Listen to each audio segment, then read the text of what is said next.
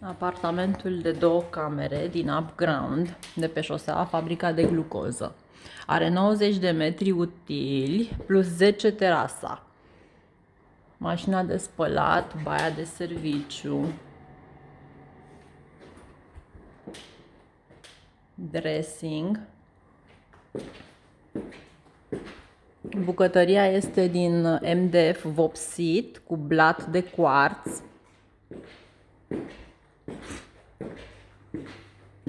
Cu sticlă securizată, mașina de spălat vase, centrala proprie.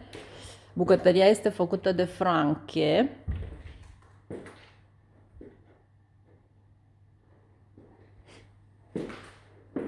Zona de dining. Canapeaua este extensibilă.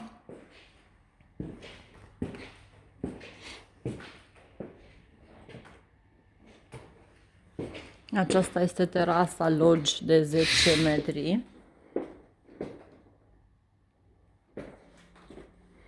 Seara se poate vedea roata panoramică.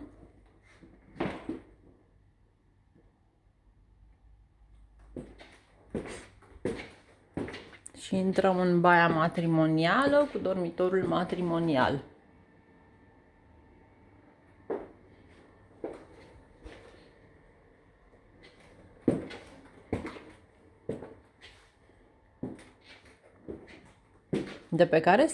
Din care se poate ieși și pe balcon.